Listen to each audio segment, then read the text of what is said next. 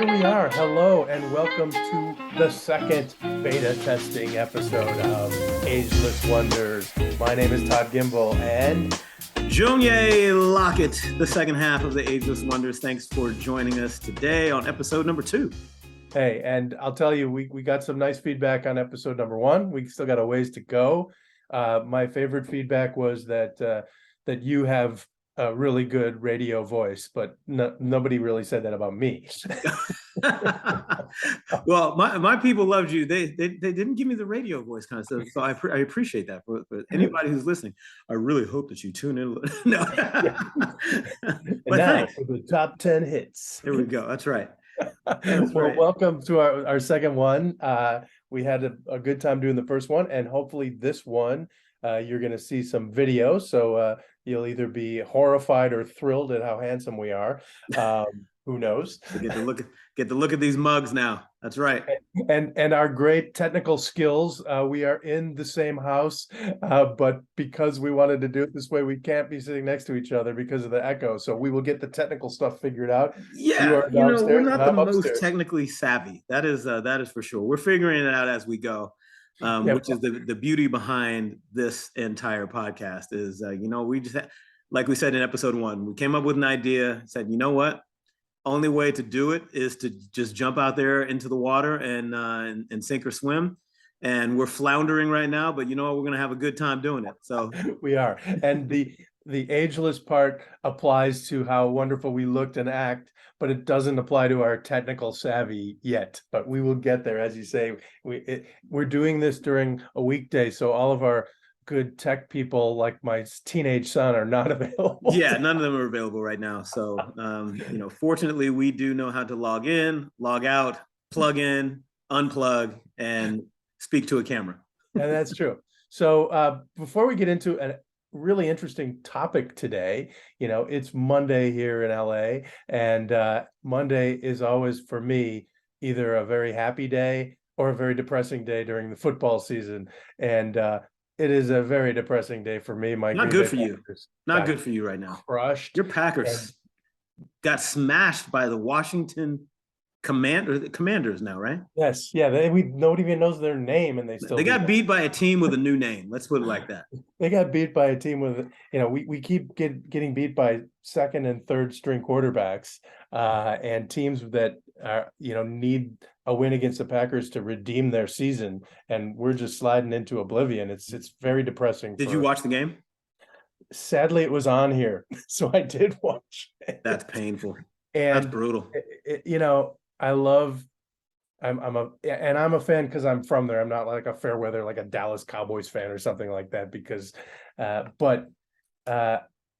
sad to say that my friend Aaron Rodgers, who in real life is a diva, is becoming a little bit of an on the field diva. And I know he's got different players around him, but I watched a lot of other games, and these guys that you've never heard of are hitting the receivers. Yeah. With the ball. Well, here's an interesting question. Coming off of last season where Aaron Rodgers played lights out. Yep. Tom Brady had a really good season, decides to retire. You just use the word diva. So here we are a year later. Who's the bigger diva between those two right now? Well, I mean, they're both divas in different ways. Okay. I think Brady's a diva in that he's complaining about everyone around him, and he came back and he thought he could do it again. And, things just aren't falling into place for him for different reasons. And he's not as chill as Aaron Rodgers. Like, he gets mad and throws stuff. Right. Rodgers kind of does this he's a Zen diva, right? Well, I did these crazy drugs in the off season, and I saw blah, blah, blah. But unfortunately, I think he's seeing 2 receivers or 2 balls or something when he throws. Yeah, he's definitely not hitting the one in the middle. That's for sure. I don't know what's going on right now. But on the other hand, your team has gone from rags to riches. We went from the cellar. So for those that don't know, I am a big Tennessee Titans fan. Yes, I'm an LA kid, but I grew up a Houston Oilers fan. So I love the baby blue and the big oil rigs on the side of the helmet. As a kid growing up, so I followed them when they left Houston and moved to Tennessee. Wow. And so that's how ironically enough, I was actually going to college in Tennessee. So it was right after Yeah, I I thought left it was there. because you went to school there, but Yeah, you yeah. So they moved there right after I finished. And yeah, so I'm a Tennessee Titan fan, and they started off the season a strong 0-2. And now they're 4-2, man. I mean, Derrick Henry had 30 carries on the day well, he yesterday, is on one of 120 my yards. fantasy teams, so I keep getting crushed in that too. But he's on one of my teams. Yeah. Now, so you started. Were you a fan during like who's the guy with the cowboy boots? Bum Phillips? So Was he? Bum Phillips was the head coach there. Yeah, he's like Yeah, him and that guy. Earl Campbell. Earl Campbell was just running over people, and I Oh God. just loved watching him play. But I really became a fan when Warren Moon became the quarterback there. Oh yeah, yeah. Yeah, He those was. years when them running that run and shoot offense, and he was flinging it around to Hayward Jeffries and Ernest Givens, and who else he had? Drew Hill for a couple years there, and They Curtis had some Duncan, and teams. they had some squads, man. They were so good, and then they would just fold in the most epic ways in the playoffs. You know, you got the one against the Denver Broncos where John Elway broke their back late in the Oh game. God. Yeah. I'll never forget that. And then the ultimate meltdown against the Buffalo Bills was, I think they were up 27-3 or something, 28-3 in the second half, like late second half, and they end up losing that game. I just, Oh jeez, that's so yeah, with depressing. to the backup quarterback too. As a matter of fact, who was it? Frank Reich.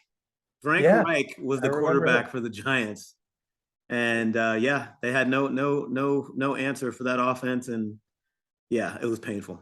It's look, we've all had our share of pain, and no more so than our friends here in LA who are Dodger fans this Oh year. my gosh. I mean, I feel so bad for them. That was hard to watch. You win 111 games this year and you flame out that fast in the playoffs. It's Oh God. awful. Absolutely I, awful. And I knew it I was going to happen. We talked about this.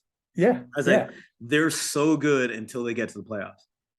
And you know, the thing about sports in general now, it used to be the rich teams that spent the money, the Yankees, they could win every year because they spent so much money. But Yeah. now it's money, but it's also chemistry. You know, small market teams, they might have there are no dynasties, I don't think anymore. There's just like you strike lightning with the right guys before they decide to move on or Yeah. before they get good enough where you can't afford all of them. And then you got that window. And I think Right. it's kind of true in all sports right now. When the Look, window closes, it's happening let with it the go. Yankees right now. I mean, Yeah. look, the Yankees, you know, got bounced out as well. Yeah. I Yeah. mean, I think Aaron Judge went three. What did he go? 3 for 18 or something like that in the playoffs. Like, how does that happen? It happens because it's a different level, and he hasn't been in them too many times. You know, No. this is like new for him. And then yeah, and I love the fact that, you know, there's a fresh team in there, the Phillies. Yeah. I have some friends from Philly. They're the most obnoxious fans in the world there, They but are. They are. I remember when the Phillies. This probably had to be about 10 years ago. Roughly 10 years ago, when Phillies were really good, and they were almost in the World Series or pretty close to it every year. And they came out here and played the Dodgers. And I went to one of those playoff games, and Philly fan in Dodger Stadium they were showing out. I'm not gonna lie, they were representing out here in LA. So there's a whole lot of Philly fans out here, whether it's Eagles, 76ers, and Phillies. There are definitely a lot of them out here. That's for sure. well, you know, as a guy who's from the Midwest myself, the beautiful thing about out here is most people aren't you. Like most people came from somewhere else or their parents came from somewhere else. Like people, you know, there's so many transplants here. And given, you know, Philly or Milwaukee, where I'm from, winters, of course, people are gonna move out here. But when you go to sports events here, there's usually a huge representation of the other team. Like I went a couple of years ago, the Packers played the Chargers when the Chargers were still playing at the soccer stadium. Oh, right. And I'm Yep. telling you, it was 80% minimum Packer fans in the Right. stadium that day. Right. Yeah. And I think when you go to SoFi now, and you were there yesterday, right? I mean, I was, yes. there were plenty of Oh, fans for the other team. Seahawks fans were representing yesterday. Yeah, Yeah, for sure. yeah. And I'll tell you what, you go to a game in Buffalo or Cleveland, there aren't too many There people. aren't, It's not a destination to go on a completely Sunday agree. in the middle of winter. And I think it's because Los Angeles went so long without a home team. I mean, you got to figure the Raiders left here. I can't remember the exact year, but it had to be like 95, somewhere around there, 94, 95. The Rams left right around the same time, like within a year of each other. And we haven't had a pro team here since. Right. And you also have all these people who are transplants, like right. that came from other places. Yeah, where Los Angeles is such a transient I'll tell town. you what, I love going to Packer games, and that's a unique place to go. But there sure aren't a lot of people living in Green Bay from other places. 99% of them have lived there their whole life. Yeah. So it's not like, all the LA people who are now living in Green Bay are going to come out today. Yeah. They're not there. They may fly there to go to a game. Sure. But they're not living there. They're not living there, though. That's for sure. My wife and I went to a game a few weeks back, the Raiders versus Chargers. And half of that stadium was Raider fan. Like you would have thought you were at a Raider home game. And now, if anyone who's from Los Angeles listening to this knows this is still technically a Raider town. Like, oh yeah, people love the Raiders here in LA. They do, and they showed out at that game. And I was actually pleasantly surprised that how many Charger fans are people are now becoming more Charger fans after going to a couple of games. Like, they actually have some true fans showing up at SoFi now. I mean, they're not quite where they need to be, but they got some exciting players. They're getting there. A great quarterback. They got a good team. Yep. And as a contrarian that I am, I keep my Wisconsin teams always, but if I need to pick a local team, I would take the Chargers over the Rams just because they're the underdogs, and I'd take the Clippers over the Lakers for the same reason. We're about to end this show right now. Now you've gone way too far. Well, you got to admit, I wasn't going to go there, this is a no Clipper zone here, my man. how those Lakers starting out the season? They're off. They're about as bad as your Packers right now. Let's put it like that. They are. Actually, the one thing that I do that gives me a little desire to cheer for the Lakers is I like Darvin Ham. I want him to succeed. He was same. Played for the Bucks a little bit in his career. He coached with Coach Bud the last couple of years as the number 2 guy, and got your first head coaching job for the Lakers. I don't care who you are. That ain't going to be easy. It's not going to be easy. And look, the fact of the matter is the Lakers don't have good shooting. They can't throw the basketball into the ocean right now and actually hit it. It is like their shooting percentage is god awful, and they have no 3-point shooting on the team either. And like you're just not going to win in today's NBA without having at least a couple of outside shooters, consistent outside shooters. I mean, that's not going to happen. Part of the game now. It's like, I mean, I was watching my Bucks. Thank you 2-0. Now I'm putting all my hopes on them because all the other teams are crap. Oh, got Brook Lopez back and healthy. I mean, look at him. There's a guy. By the way, you're doing this without Chris Middleton. I know. And Lopez, I was listening and I didn't realize this. He is still, I think, the all-time leading scorer for the Nets, or something. Is he really? Yeah, he has some like huge record with them because he played there forever. And during his entire career with other teams, I don't think he took, 20 3-point shots. And now he's like this great 3-point shooter. And he's probably had more 3-pointers in the last 2 years than he had in his whole career to date before those couple of years. Isn't that amazing? And so this guy is a perfect example of just reinventing himself, and having the capacity to do that. Yeah. I mean, that's the key word, because just because you say you're going to be a 3-point shooter, if you're a 7-foot tall guy who's it doesn't make it happen. Yeah, for sure. That takes a lot of work, especially when you're a big body like him that's used to being down in the block. Yeah, that's pretty amazing to see. No, it's cool. It's cool. So that is our sports recap, the ups and downs. We're gonna have lots of tears of joy and sadness for all of our teams. Well, it kind of segues right into what we're going to talk about today with aging gracefully, right? Because that's really the theme for today. You got Brook Lopez aging gracefully. Yeah, Aaron Rodgers and Tom Brady are getting beat up like old men, but fact of the matter is they're still top of their game. At an advanced age, playing a very rough sport. And that is the key thing. You know, you and I both happened to notice an article last week that brought up a study that was just published by the U.S. Centers for Disease Control and Prevention that talked about, you know, what happens when you age with respect to exercise. And they validated with this study that in addition to cardio and a couple other things, just like walking, that weight training is really important to extending the lives of people, you know, over 60 and even over 80, whereas that wasn't always thought to be the case. I can say that you have tremendous foresight as my trainer, because we've been doing weight training, and I'm not quite over 65 yet, but I'm in that zone, and I love it, and I think it's crucial. But maybe you can talk a little bit about that topic and what that article kind of meant to you, and how it validates kind of your philosophy. Yeah, no, for sure. And I think it's a timely one, because, you know, we're fortunate for us both to still have our parents here, right? And they're in their 80s, and they're still functional, meaning they don't have any help at living, and they're not living in a facility where they have help available to them because it's needed. They're still operating functionally, you know, thank goodness, right? And actively, yeah. And actively, yeah. And that right there is the key, is actively, because it's very easy for us to age ourselves here and tell ourselves that, you know what, I'm just too old to do that anymore. I'm over the hill. I can't go learn new things anymore.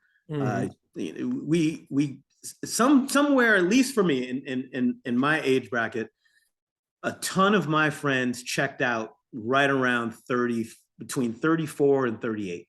Really? They start having kids, start making a lot more money, traveling more, eating better, right? Because you can, that budget goes up, start eating a little better, but you also get a little more lazy, right? Yeah. You don't have, a lot of people don't stop spending that quality time working on health benefits and injury prevention. So if you're doing that at 35 to 38 years old, call it 40. So now you got another 40 years of doing next to nothing. And then illness slowly but surely starts to creep in. But more so than that, we get weaker. Our immune system goes down. Our physical ability decreases tremendously. And won't get into, because I know we'll be diving into that, the muscle loss and strength loss as we get older, especially in the 50s. But to this article was pretty intriguing, because we've been conditioned to think, well, as long as I'm getting some sort of cardiovascular activity, I'm walking every day, or I'm riding my stationary bike every day, or my elliptical machine, I should be fine. And the reality is, those are great things. Yeah, don't stop that. Yeah. Don't stop doing those things. So if you're doing that at a minimum, looking to get 2.5 hours worth of activities a week, spread out across the 7 days, should be fundamentally easy to do. Yeah. However, that improves, and you actually will decrease your mortality rate by 10 additional percent just by adding weight training. And the reason for that is our metabolism operates functionally when we have lean muscle tissue on our body. And the only way to do that is through resistance training and moving external load. So you're lifting weights, doing machines, bands, whatever that may be, but it complements the cardiovascular exercise. So one of the things that the gentleman that wrote this article, so for those that are looking for it, CNN put this article out on the 17th of October. And the title of it is "Look to Exercise to Extend Life, Even for the Oldest Studies." Even for the oldest studies show. So the mistake, as I mentioned before, says independent of aerobic physical activity, adults over 65 who did strength training 2 to 6 times per week lived longer than those who did less than 2. According to the study by author Dr. Brian Weber, who's an epidemiologist in the Division of Nutrition and Physical Activity and Obesity for the CDC. So and this is actually something that is close to home for me. So my in-laws about 7 months ago had approached me about going back to the gym as well. They had been nervous to go back to the gym post COVID. They didn't really want to be there or anything like that. But my father-in-law had mentioned that he just wasn't feeling physically well. He just wasn't feeling good. It was just lack of energy. What's their age range? Are they in their They 70s? are in their, let's see, they're in their mid 70s now. Okay. Mid 70s, yeah. And they're in that 74 to 77 range. Got it. They're right in the zone. Yeah. So he's extremely active around the house. They walk around, they live in a gated community, they walk around it all the time. And he's pretty active out in the garden and watering lawns and doing all of that stuff that we do when we retire, right? We clean stuff that doesn't need to be clean. We pick stuff up and move stuff around. But he's not a guy who just sits around all day. He does. No, he can't. He cannot sit around all day. That's just not what he does. I mean, outside of trading his stocks, he's up and around doing stuff. But they both started going back to the gym, and his energy level, he talks about it, that his energy is up. He feels a ton better, and it improved his eating because I was showing him that the importance of having good nutrition will help you recover from your newly found weight training. And that's where we build new muscle tissue and stronger tendons, is actually with good quality protein and a good carbohydrate source. So when you can mix those two things together on top of physical activity and cardiovascular activity, now you're starting to get much more longevity. Your immune system improves, and you're just feeling better as you age, and you feel more capable to go out and do more things. And you can speak to that from the time that you and I started working together. First of all, what I was going to say is, this doesn't mean you have to become a gym rat and you have to, like at age 70 or my age in the 60s, show up every day and try to set world records of like your deadlifts and stuff, although I like to try that. But just working it into your routine. And you're not talking about heavy weights. You're not talking about wanting to look like Arnold Schwarzenegger in his prime. It's just that kind of variety of a mix of cardio and then weight training, and then healthy diet, as you said.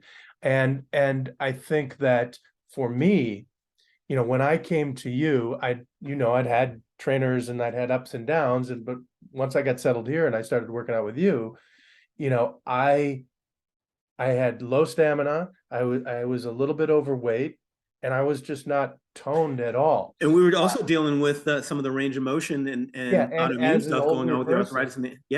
I've had arthritis for years. I had, issues with my joints, and what's important with this study and with then putting it into application is you got to be careful how you ramp up. Like, you don't just go the first day and try to break records. You have to have a program, and you have to either work with someone like you or get some advice from somewhere, because we were just talking the other day when I started with you a couple of years ago, we had to work on my stamina, which we did. I was redlining pretty easy. A couple of times I drove home from working out. The first few, we weren't getting through the full hour. Yeah, it's true.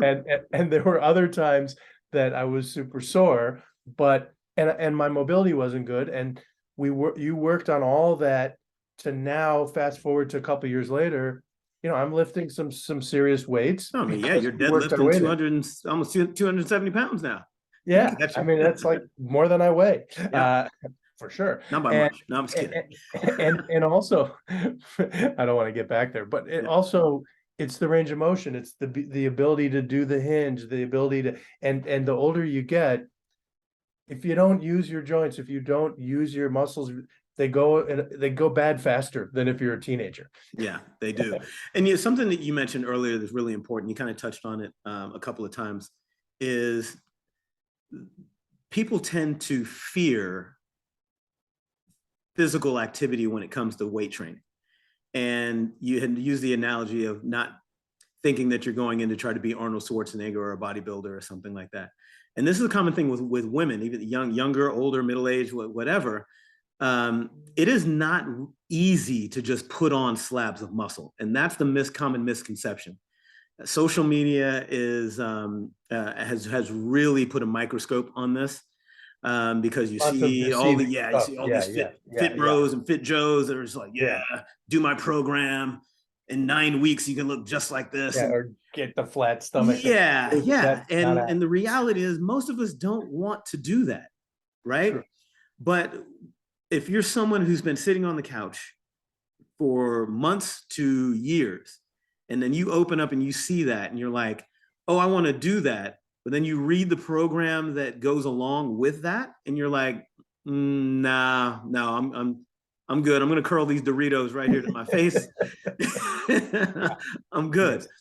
So there's a common misconception that people have, in that, weight training is going to make them bulky, automatically make them bulky. There is what's called progressive overload. And you kind of touched on it, where you start from where you are and you increase your work capacity systematically to get stronger, fundamentally stronger, build more muscle tissue, and increase your overall work capacity. But to think that this is one of those things that can happen overnight, and now you need to do 8 sets of 12 reps and with only 30 seconds of reps in between, is absolute nonsense. And the reality is 2 sets of a couple of different exercises is a great place for anyone to start. And that just, and by the way, just body weight movements. Everybody has the ability to kind of just sit into a chair and stand up. Guess what you're doing? You can look like squatting. Right behind me. I have my TRX, right? Yeah, that's it. I put on the wall, there and that, I don't have to buy fancy weights. I can do some pull-ups. It works my arms. There's all sorts of different ways to work it. And, I'm sitting here where I do my work, and I can just walk back there and do a couple sets, and it all kind of adds up. But you do have to. You don't need to go with some huge program, but you do need to kind of like programatize what you're doing a little bit. Yeah. Because just going to the gym once until you're sore isn't going to fix you.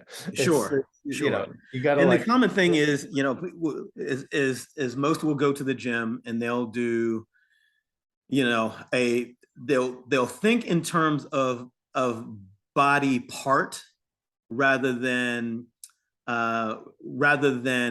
actual movement, performing an actual movement. What I mean by that? Oh, I'm going to go to the gym and I'm going to do back and biceps today. Okay. So that means you're going to do what exercises are you going to choose from? What's that menu? What does that menu look like? Right.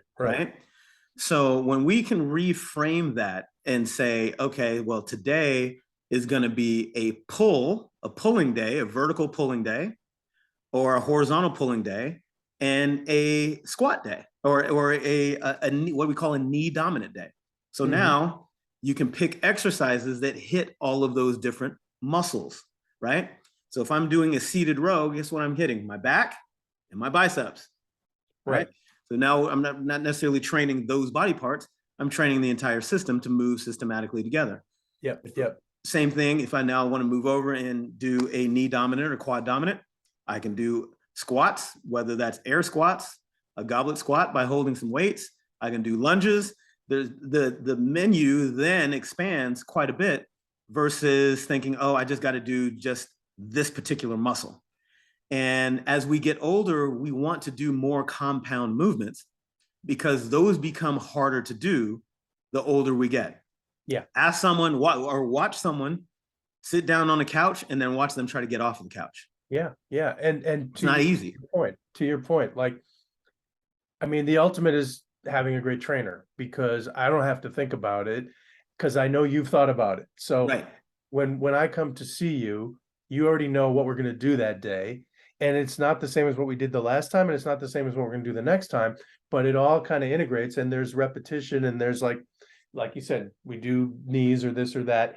But the result for me is that everything gets better over time. So I've got more mobility. I'm stronger. I've got better stamina. I can bend down. I can stand up, and all those things because of the aggregate of what you're doing. And if a person doesn't have the time or the money or to be able to bring someone in to help them, I'm sure that there are plenty of, programs out there that people can find that do that same thing. Not the crazy, we promise to burn off all your fat in 10 Right. days kind of Yeah, thing. There's some exactly right. real well thought of, because I'm sure you look to certain people in certain places to get your information. Yeah, no, absolutely. I have a whole network of strength coaches and personal trainers that are in my network that I have access to for sure. And just listening to them, and they've been doing it way longer than me, 25, 30 years. Mm-hmm. And so bouncing ideas off of them or being in these groups with them, these social media groups with them, where we can kind of kick around these types of ideas, but they all come from the same school of thought, in that longevity is going to be based off of our ability to move through full range of motion for as long as possible and pain-free as long as possible. Well, And yeah. And what I see with aging people is that you're going to have ailments. Like I have ailments. it's gonna happen. And it's kind of like you're not bulletproofing yourself, but you're kind of building up your armor so that when something whacks you, you're going to be able to fight it better. And Exactly that's right. just like, it's like pre-building your immunity in a different way, like the immunity of your overall wellness and ability to fight stuff off. If you're already decrepit and something hits you, boom, you're done. Well, Okay. one of the biggest accidents that happen among aging people is losing their balance and falling down and breaking a hip or breaking a bone. And it happened to my grandfather years ago. He fell and busted a hip, and it happens. And so, being able to challenge and stimulate the central nervous system is the best way to prevent that from happening. So balance training, especially as you get older, becomes important as well. And you and I work on that and I put you in some pretty uncomfortable situations with Believe me. some of our single leg work, because I know it's necessary not only for dealing with some of the arthritis things that you deal with, but just as we get older, we need that proprioception to make sure that if we do fall, we're strong enough to handle the blow, or we're able to at least decelerate enough to avoid a major injury. And so the good news in all of this is you knew this stuff already, okay? And I kind of knew it, and people who have kind of been engaged in doing things as they're aging knew this, but it's always great to see some science and studies behind it showing that indeed, this is a thing and it's a good thing. And when, there are a lot of people who I mean, it's a crazy world right now. There are people who don't want to hear about science and facts at all, but then there are other people who want to know that there's something backing up why they would do this, and this will hopefully inspire people in my age group and older to do something, even beyond what they're doing now, and add some weight training to a certain extent, some strength training, and that it's beneficial to them for the long run. Yeah, and then something important that you just said is the why behind it, because going back to my social media reference, the why isn't to have ripped abs, right? It's like, sure, it feels good to look in the mirror and be like, yeah, I did that, right? I did all this, but the reality is about longevity, health, and injury prevention. Yeah. It starts and ends there at the end of the day. The aesthetics, that what you see and feeling better and clothes feeling better, those are just a byproduct of the work to physically feel better. Yeah. And so the body composition and all that stuff is going to naturally change once we improve our diet and combine the exercise, cardiovascular exercise, and the resistance training, because they all go hand in hand. Yeah, look, there's nothing better than someone seeing me and saying, "You're 63 years old. I can't believe that." Then I credit, like, when you're an ageless wonder. I'm an ageless wonder. And that's great. Better than the other way around. You're only you were 80. Nobody wants that. But so that's where this goes, and this is a topic that I know we'll come back to. I also know we're closing in on the end of our time for our session here. And couple interesting things I wanted to raise just to get everyone thinking. Yep. This is our second episode. We're having fun doing this. We've had some nice feedback from some folks. We're going to try to get this one out to even more people. We've been looking at some logos, and we really want to have fun with this. So if you're getting this test and listening to it and getting a gold star for listening all the way till now, there we go. Mom didn't do the first time. Mom, you got to listen to the whole thing because you're in this age group. I said told my mom the same thing. So and my mom, she's been in the gym with me with you. Oh, she's the best. She's the best. So long story short, stay with us. We're evolving, we're growing, we're having fun. And we're going to bring the last word. Yeah, and you know what? And we want to bring some valuable, thought-provoking topics that either come up in conversations through both you and I, or you even bringing it up to me, because I have probably had this conversation with either one of my other clients or some of my old coworkers or something like that. When it comes to these topics of trying to age gracefully and just feel better as we do. That's it. And so for the Ageless Wonders, number 2, there we go. Our third one. We will see you all very soon. Thanks for watching. Till next time, guys. Have a great day. Bye-bye.